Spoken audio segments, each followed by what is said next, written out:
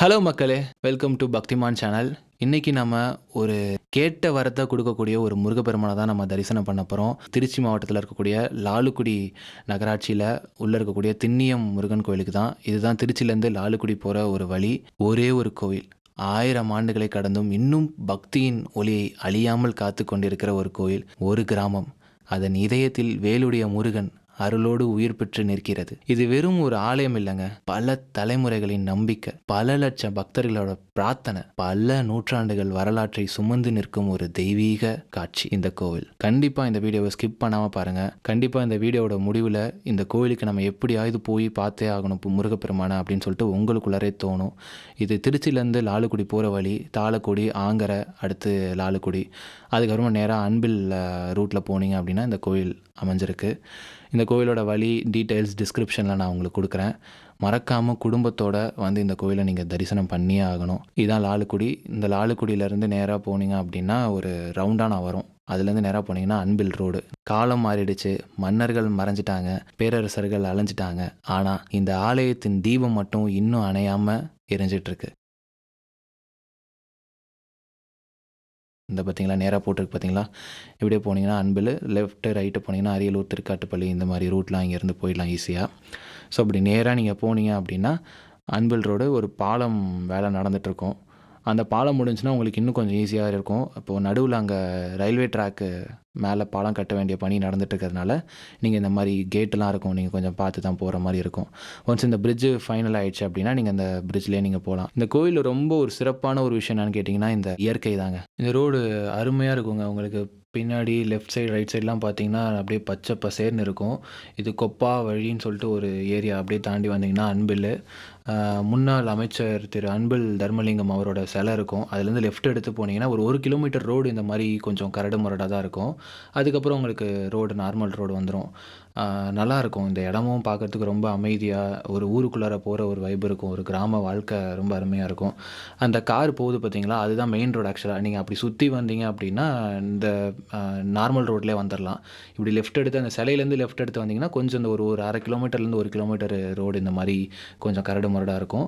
அதுவே மெயின் ரோட்லேருந்து கொஞ்சம் தாண்டி அந்த லெஃப்ட் எடுத்து வந்தீங்க அப்படின்னா அந்த கார் வந்த வழியில் வந்தீங்கன்னா கொஞ்சம் ரோடு நீட்டாக இருக்கும். இதான் திண்ணியம் போகிற வழி. ஸோ ரோடு கொஞ்சம் சின்ன ரோடு தான், கொஞ்சம் பார்த்து தான் போகணும். ஃபுல்லாக கிராம மக்கள் சுற்றிலும் இருப்பாங்க.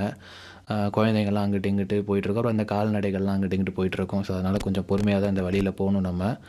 ரொம்ப அருமையாக இருக்கும். சிட்டி லைஃப்லேருந்து ஒரு பிரேக் உங்களுக்கு வேணும் அப்படின்னா இந்த இடத்துக்கு நீங்கள் வந்தீங்கன்னா பிரார்த்தனை பண்ணுறது ஒரு சைடு இருந்தாலும் நம்மளுக்கு ஒரு மன நிம்மதியும் ஒன்று வேணும் பார்த்தீங்களா, அது இங்கே உங்களுக்கு நல்லாவே கிடைக்கும். 100% கிடைக்கும். எனக்கு ரொம்ப பிடிச்சிருந்துச்சி இந்த ஏரியாவும் சரி, இந்த கோயிலும் சரி. எனக்கு விட்டுட்டு வர மனசே வரல. இந்த தண்ணியெல்லாம் பார்க்கும்போது நம்மளுக்குலாம் ஆசை வரும், தண்ணியில் இறங்கி குளிக்கணும் அப்படின்னு சொல்லிட்டு.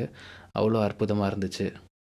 திருச்சி மாவட்டம் லாலுக்குடி அருகே அமைஞ்சிருக்கக்கூடிய ஒரு திண்ணியம் அருள்மிகு சுப்பிரமணிய சுவாமி திருக்கோயில் தான் இது. இந்த ஆலயத்தை பற்றி உள்ளூர் மரபு சொல்கிற விஷயம் என்னன்னு கேட்டிங்கன்னா, சுமார் 1400 வருஷம் முன்பே இந்த ஆலயம் வந்து உருவாகியிருக்கு அப்படின்னு சொல்கிறாங்க. சோழர்களோட காலடி சுவடுகளை இன்னும் தாங்கி நிற்கும் இந்த மண்ணில் ஒவ்வொரு கல்லும், ஒவ்வொரு தூணும், ஒவ்வொரு சிற்பமும் கடந்த காலத்தின் கதைகளை அமைதியாக சொல்லிக்கொண்டே தான் இருக்கிறது. அதே மாதிரி இந்த கோயில் ஷார்ப்பாக பூட்டிடுவாங்க. அதனால் கரெக்டாக டைமுக்கு போயிடுங்க. 11னா கரெக்டாக ஒரு 10:30க்கெலாம் போயிடுங்க.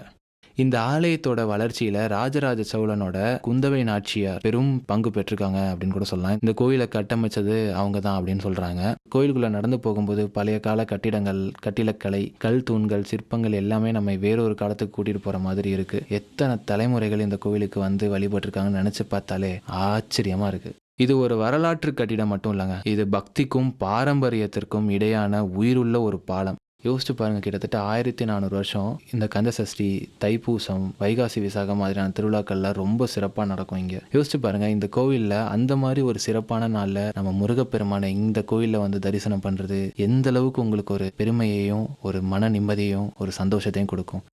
ஒரு விஷயத்தை கவனிச்சிங்களா? சில கோயில்களுக்கு நம்ம போகிறோம், ஆனால் சில கோயில்கள் தான் நம்மை அழைக்கின்றன. திண்ணியம் சுப்பிரமணிய சுவாமி திருக்கோயில் அப்படிப்பட்ட ஒரு தெய்வீக இடம்தான். இங்கே நீங்கள் கேட்பது மணி ஓசை மட்டுமல்ல, நூற்றாண்டுகளின் வரலாறு, பக்தர்களின் நம்பிக்கை, முருகனின் அருள், இவை அனைத்தும் ஒன்றாக ஒலிக்கப்படும் ஒரு இடம்தான். எனக்கு தனிப்பட்ட முறையில் இந்த கோயில் ரொம்ப பிடிச்ச விஷயம் என்னென்னா, இங்கே இருக்கிற அமைதி. சில கோயில்களுக்கு போனால் பிரம்மாண்டம்ன்ற விஷயம் மூலியமாக நம்மளை கவரும், ஆனால் இந்த கோயிலுக்கு போனால் அமைதி நம்மளை கவரும். இந்த கோவிலின் கருவறைக்குள்ள நீங்க வரும்போது வள்ளி தெய்வானையுடன் அருள்பாலிக்கும் சுப்பிரமணிய சுவாமி ஒரு சிலையாக மட்டும் காட்சி தரல, ஒரு தந்தையாக, ஒரு குருவாக, ஒரு வீரராக, ஒரு கருணை கடலாக பக்தியின் மனங்களில் வாழ்ந்து கொண்டுதான் இருக்கிறார். முருகன் கையில் இருக்கும் இந்த வேல் அது வெறும் ஆயுதம் அல்ல, அது அறியாமையை அளிக்கும் ஞானத்தின் அடையாளம், பயத்தை உடைக்கும் தைரியத்தின் அடையாளம், தீமையை வெல்லும் நீதியின் அடையாளம். அதனால் தான் தமிழன் துன்பத்தில் இருக்கும்போது அவன் வாயிலிருந்து தானாக வரும் முதல் வார்த்தை முருகா. முருகனை பற்றி அருணகிரிநாதர் ஆயிரக்கணக்கான பாடல்களை பாடியிருக்கிறாரு. தமிழர்களோட வாழ்க்கையோட முருகன் எவ்வளவு நெருக்கமாக இணைஞ்சிருக்கிறாரு அப்படின்றத அது காட்டுது.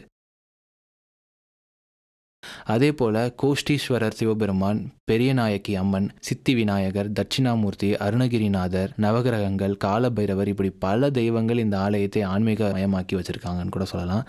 திருவிழா நாட்களில் இந்த அமைதியான கிராமம் வேல் வேல் வெற்றி வேல் என்ற முழக்கத்தோட இந்த கோயிலை ஃபுல்லாக சுற்றி இருப்பாங்க. காவடி சுமக்கும் பக்தர்கள், பால் குடம் எடுத்து வரும் பெண்கள், முருகனின் திருநாமத்தை பாடும் குழந்தைகள், அந்த காட்சியை ஒரு முறை பார்த்தீங்கன்னு வச்சுக்கோங்களேன், எப்பா எப்பா எப்பா, பக்தி என்றால் என்ன என்பது வார்த்தைகளே இல்லாமல் புரிந்து கொள்ளலாம். திருச்சி பக்கம் வர ஒவ்வொருவரும் இந்த ஆலயத்துக்கு வந்து ஒரு நிமிஷம் உங்களை கண்களை மூடி மனதார முருகா என்று அழைத்து பாருங்கள். அந்த ஒரு அழைப்பில் மன அமைதி கிடைக்கலாம், நம்பிக்கை பிறக்கலாம், அல்லது உங்கள் வாழ்க்கை பயணத்திற்கு ஒரு புதிய ஒளியும் கூட கிடைக்கலாம்.